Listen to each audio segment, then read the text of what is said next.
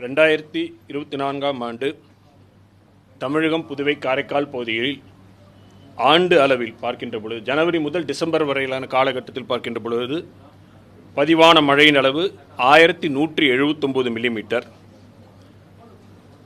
ஜனவரி, பிப்ரவரி மாதங்களில் 52 மில்லிமீட்டரும், March, April, மே கோடை காலத்தில் 147 மில்லிமீட்டரும், ஜூன் முதல் செப்டம்பர் வரையிலான தென்மேற்கு பருவமழை காலத்தில் 389 மில்லிமீட்டரும்,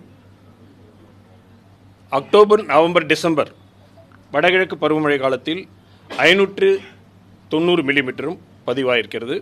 ஆக மொத்தம் 1179 மில்லிமீட்டர். கடந்த ஆண்டை விட இது 143 மில்லிமீட்டர் அதிகம். கடந்த ஆண்டு 1036 மில்லிமீட்டர் பதிவானது. இயல்பிலிருந்து விலகலை பார்க்கின்ற பொழுது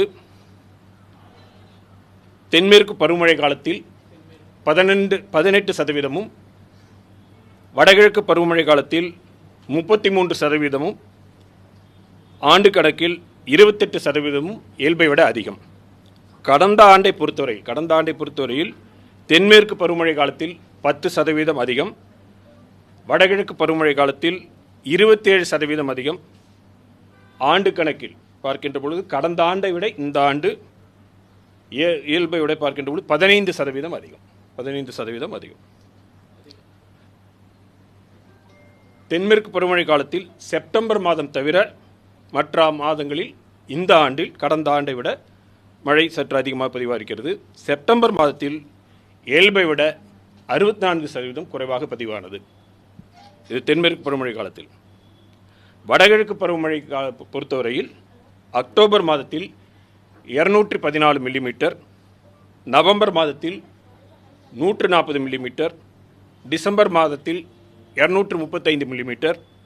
ஆக மொத்தம் பருவ காலத்தில் அக்டோபர் முதல் டிசம்பர் வரையிலான காலகட்டத்தில் முன்பே கூறியபடி 589.9 மில்லிமீட்டர், 590 மில்லிமீட்டர் பதிவாயிருக்கிறது. இயல்பிலிருந்து விலகலை பொறுத்தவரையில் அக்டோபர் மாதத்தில் இயல்பை விட 25% அதிகம், நவம்பர் மாதத்தில் இயல்பை விட 23% குறைவு, டிசம்பர் மாதத்தில் 164% இயல்பை விட அதிகம்.